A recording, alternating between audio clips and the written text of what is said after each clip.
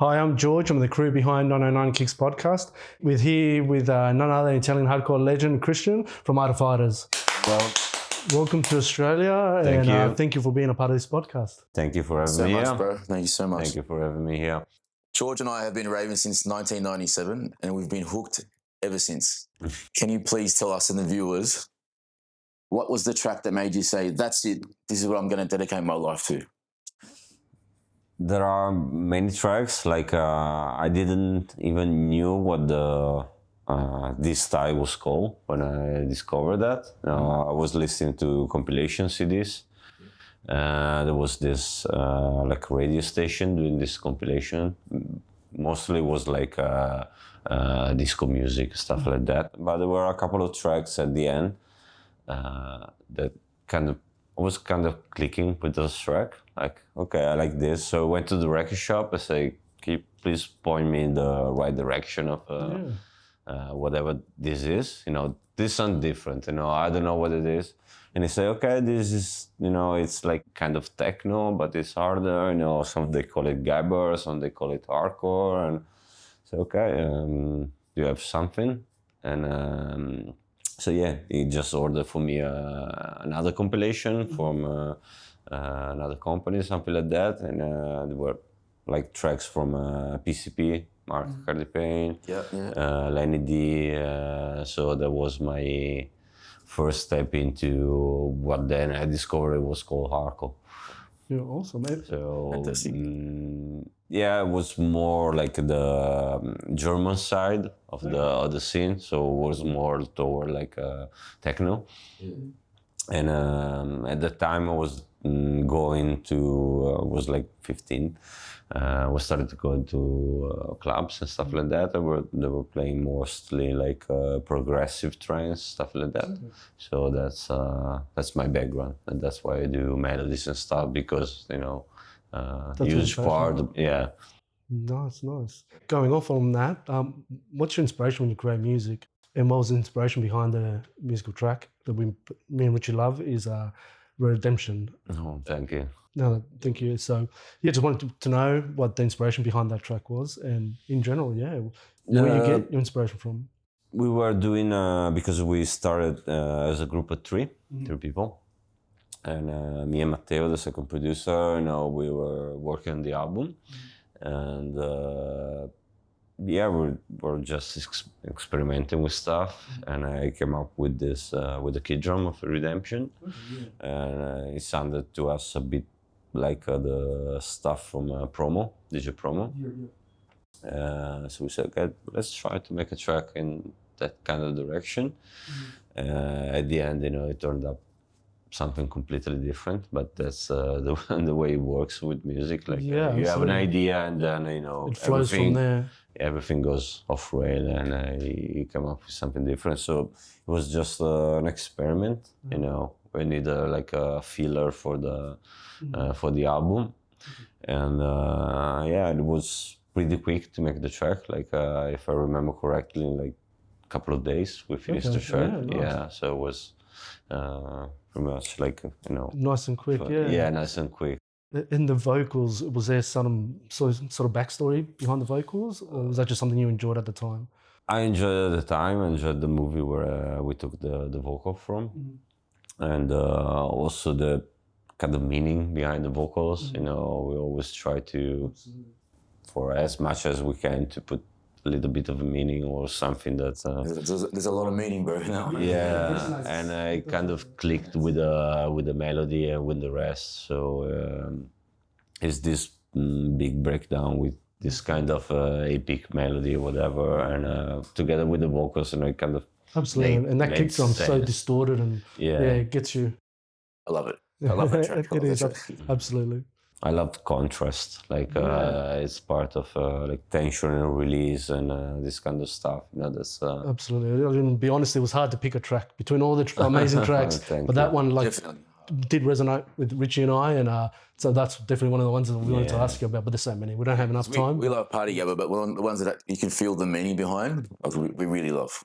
You know. I think when you are in a party and you are like in the interior own mental loop. So you're just enjoying the music and you're into the music. I think it's nice to have this kind of tracks that it brings you into like a journey. Yeah, absolutely. Yeah. That's what hardcore and Gabber should be all about. And to us it's that journey. Wow. Teaching people life lessons, you know. Really depends by what you're looking for. Like hardcore is so wide. It's one of the genres together with I don't know, rock or punk, metal or drum and bass that you can go from A to Z. Absolutely. It's got a bit of you everything. can have everything. Like hardcore can be hardcore, a track at 400 BPM or a track at 140 at the same time, you know, with a track with a lot of melodies or a track with no melodies at all. So hardcore can be really wide. Depends what you're looking for. Yeah, absolutely. Yeah. So tell us, what are your thoughts on Australia and in particular the Sydney rave/hardcore scene? It's been a lot of years since I came to Australia, so I'm really curious about what's gonna happen tonight, and really looking forward. You know, it's always been a really passionate scene, a really passionate crowd, and I think I will see the same tonight. But you know, after last time was 2019, I came here, so In a little while. yeah, it's been a while. So for sure things have changed. Absolutely. And really, I don't know what to expect, but for sure it will be great. Yeah, 100%. I've had a lot of people commenting on 90-minute millennial hardcore set. You know what I mean? They're definitely coming out for that. Cool. And yeah, just going on from that, like, what do you feel about hardcore? What does that mean to you? You know, you're a DJ, you're a producer. So do you think about it differently when you're producing it as to you are when you're listening to it? I don't listen to much hardcore, you know, in my free time, or I check what the new releases are or anything, but it's not listening to hardcore like in my car, or I try to listen to other stuff. So yeah, I like to listen to, like, you know, drum and bass again, or weird electronic music, something to get inspiration from. And, so yeah, I listened to last year, especially now, not really techno. Trying to understand which direction they are going, because it's Europe, Italy as well, is getting really, really big. It's taking a big chunks of the hardcore public. They're moving away from hardcore to techno. Yeah. So just trying to listen. Okay, what's this is about? Yeah. So I think they are discovering the sounds that we are used to since 20-30 years. You know, for them it's new. It's so new. Yeah. So you hear a lot of hoovers, or a lot of screeches and stuff like that. Stuff that we are really used to listen to.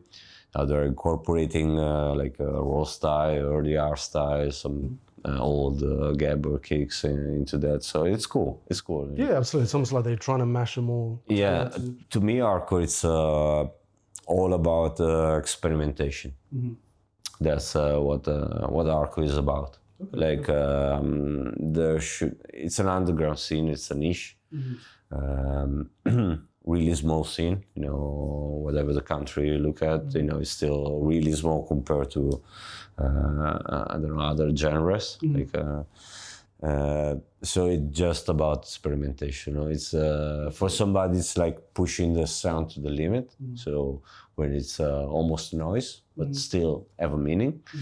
For others, it's pushing, I don't know, the kick drum or the other stuff. So it's really wide, and there is space for everybody. Yeah, and I think it's important as well for producers to push that sound to, you know, that's how you were saying before, hardcore has gone from, you know, like the guitar riffs to whatever it is, different BPMs and whatnot, is because someone's trying to push that envelope and they've tried to progress. Unfortunately, a lot of the younger crowd now don't know that, or they haven't heard that. And like you were saying, they've pushed onto the hard techno scene. But it's good, to kind of remind them. I think tonight is going to be one of those nights where they're going to be reminded where those sounds came from. You know what I mean? Yeah, I've noticed a lot of the some of the samples used in techno these days is the same samples used in the early hardcore. Absolutely, yeah. And the new style and stuff. It's almost like a copy and paste. Similar, yeah. But yes, very close, very close. We used not me, because I came a little bit after that era. I came around like 2000. So all the early hardcore was already gone. The scene was in big distress because the political things, happened, especially in the north. So the scene was basically was dying.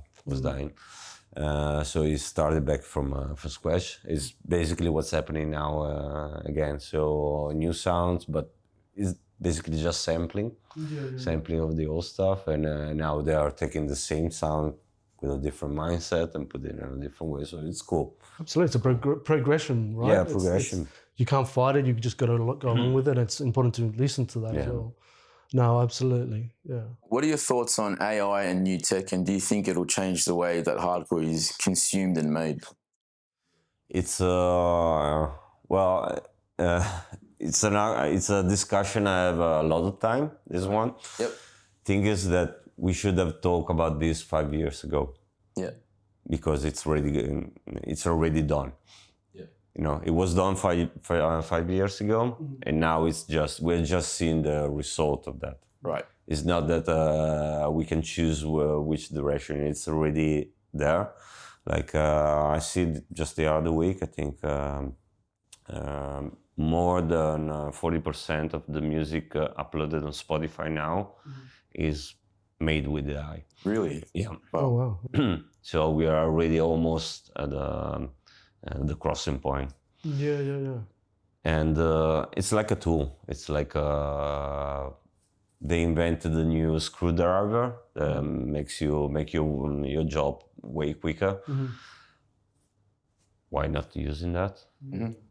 Absolutely. Or it's like I don't know. I love vinyls because they look cool.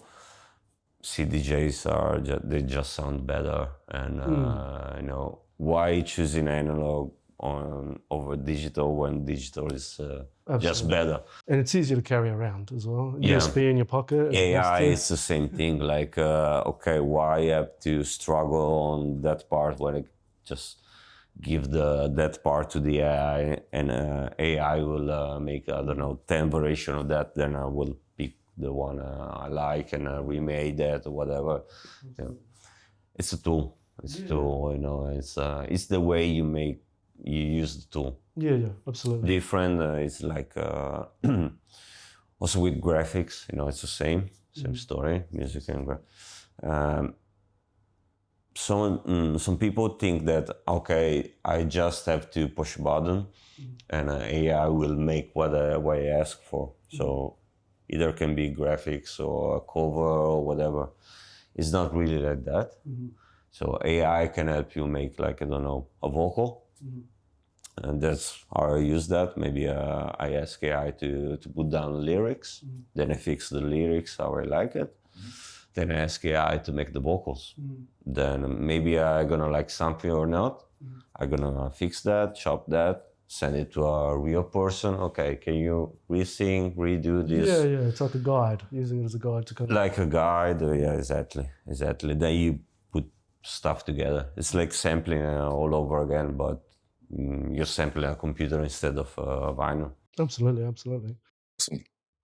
And a question that I have to ask is perhaps some of the audience are wondering, Art of Fighters started it as a trio. Yeah. And obviously now we have you here in Australia, and it's a blessing. I just wanted to know a little bit about the story behind that, how you went from a trio to what we are now.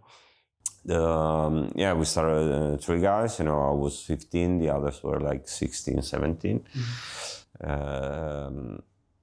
I found out this program.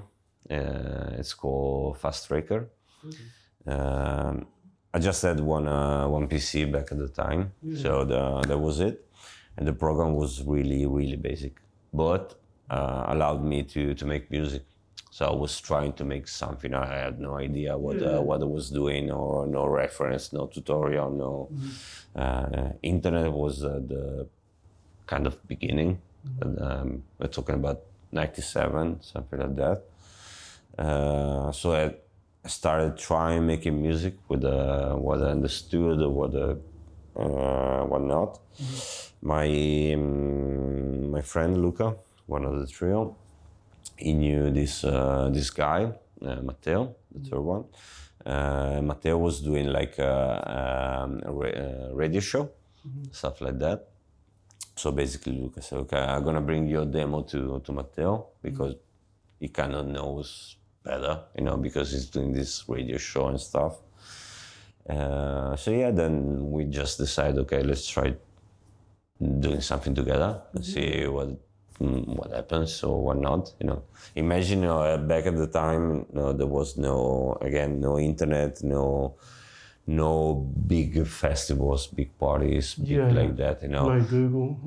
No, yeah, there was the beginning of Google, the beginning of YouTube. No, I don't think YouTube was there. Alta Vista, maybe.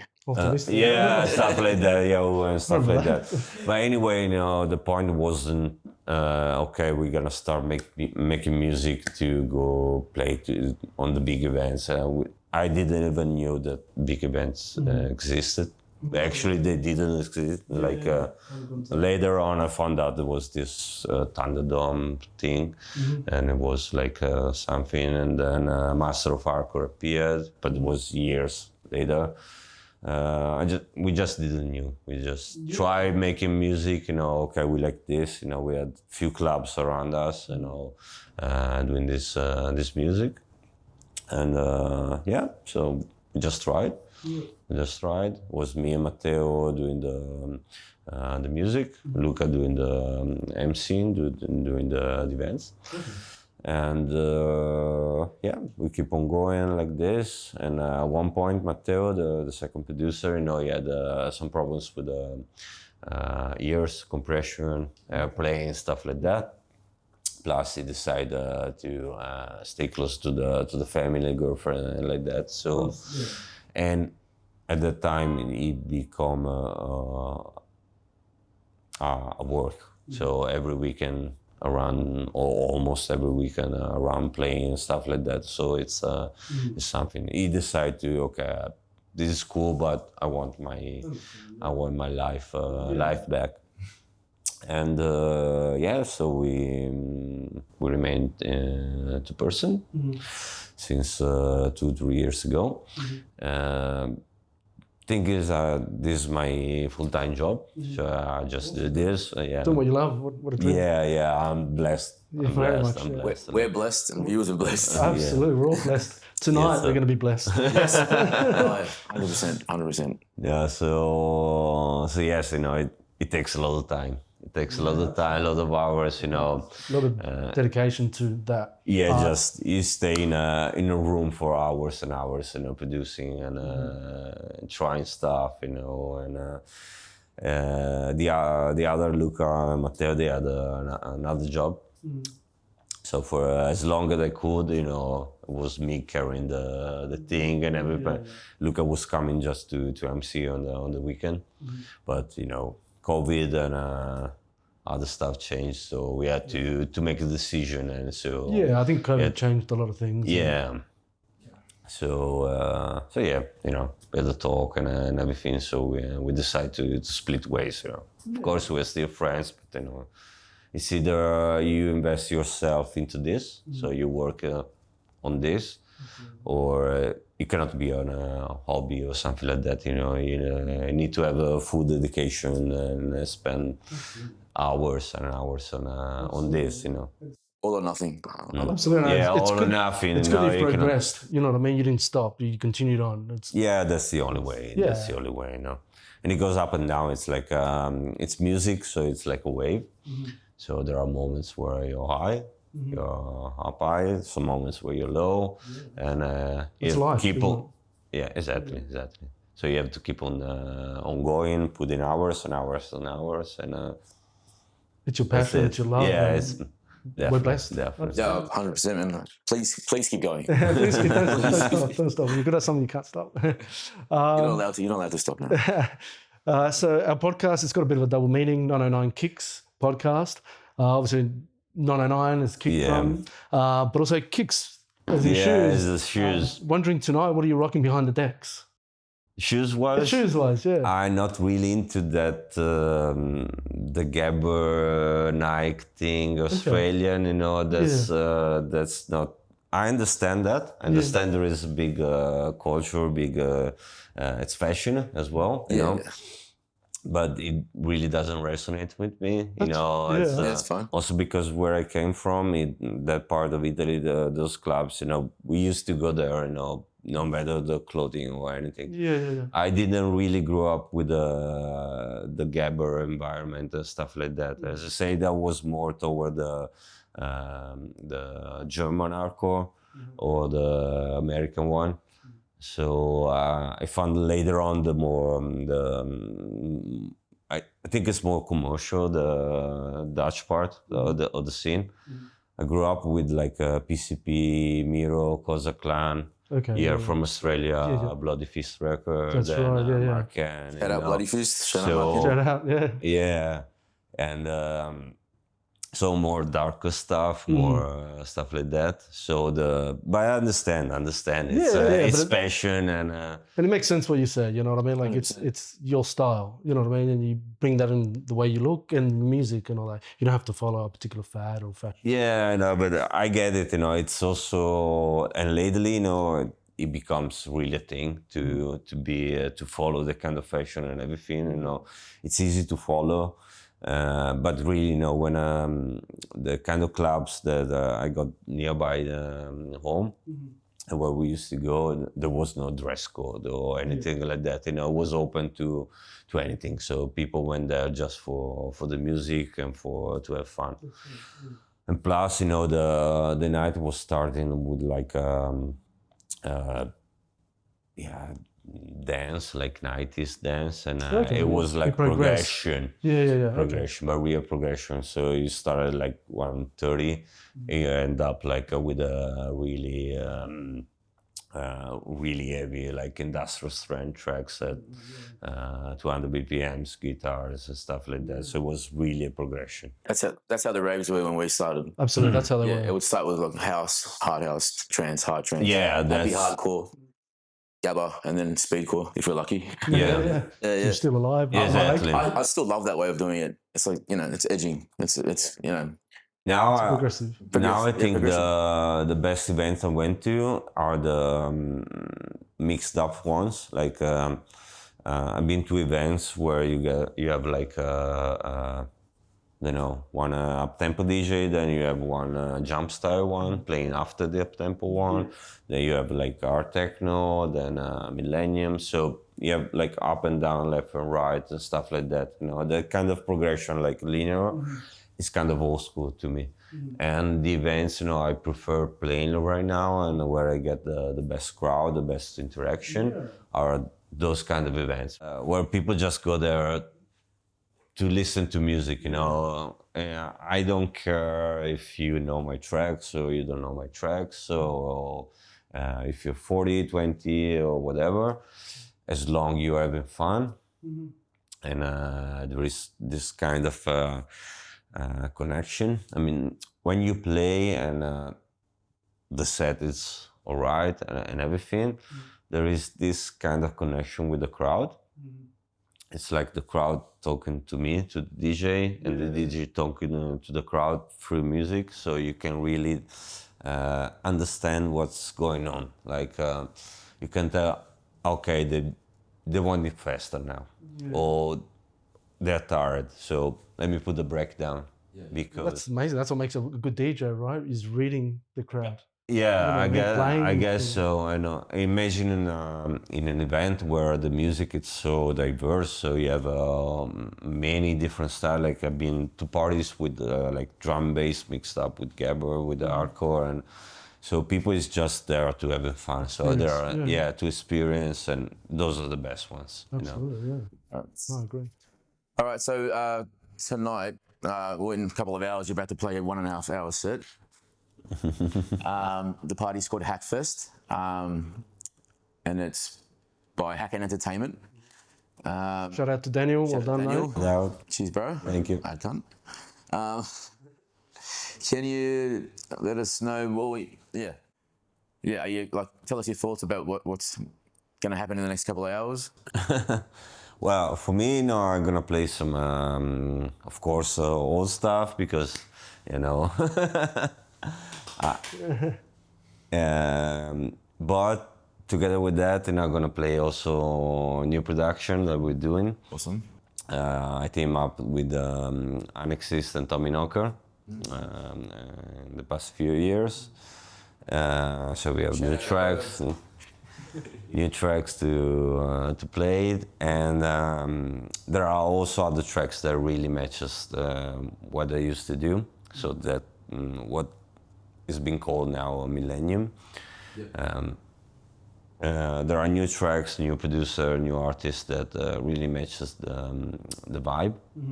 So I'm gonna play those alongside with the old ones, and but yeah. I need to see the crowd, how they react. So it can be like this, or it can change completely and make a U-turn. It's not like a set list. You're gonna feel the vibe of the crowd and. Yeah, that's the only way I know. You need to understand what's going on. Otherwise, it's. I cannot make a pre-recorded sets or stuff like that, and I think it will be a really nice event.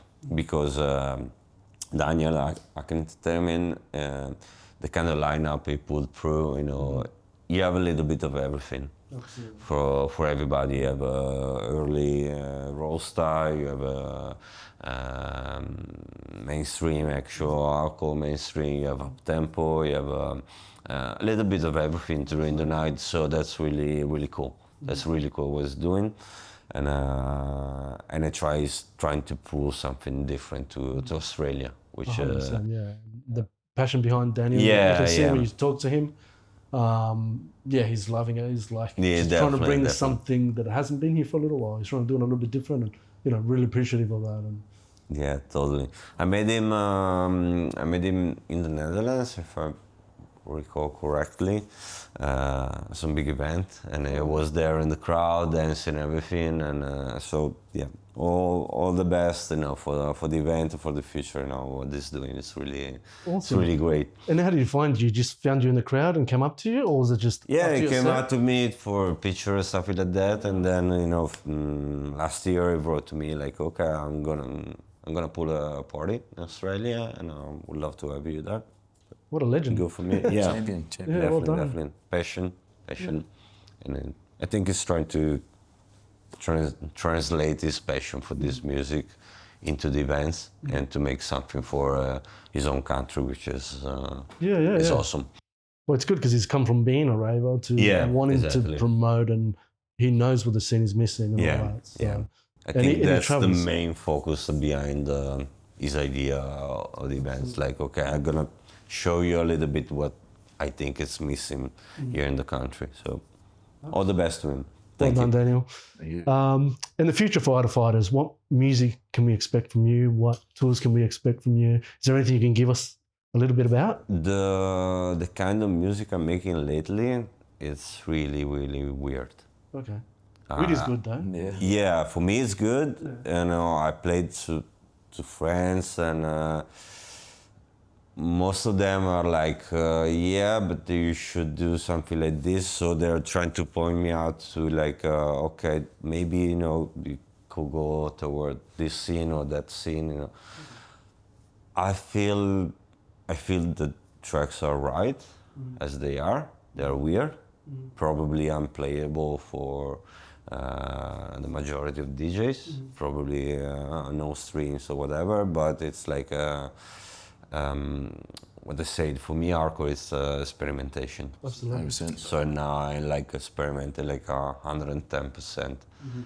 Probably, as I said, there are not really there are not tracks like Redemption or something like that you say, okay, I'm gonna play it because it's gonna work on the... Yeah, it's not what you're known for, it's something else. Yeah, new it's for us. more like the other project I had, Mechano Twins. Oh, yes. Yeah. We used that project to push that experimentation part to the extreme. because Mechanic Twins was like in the middle between industrial hardcore and mainstream. A friend of mine called it main industrial. Oh yeah. So it's like, yeah. So it was like, okay, let's try to make something really dark, really experiment with sound, but still, you know, danceable, accessible. Yeah. I'm back at the point now. You know, Mechanic Twins is over. I landed over to another guy, but that part of me now is like that. Yeah, in this maybe, you know, in 2 weeks I will be completely different, making tracks with like melodies and stuff again. I don't know. I don't fucking know. Just follow the passion and where it takes you.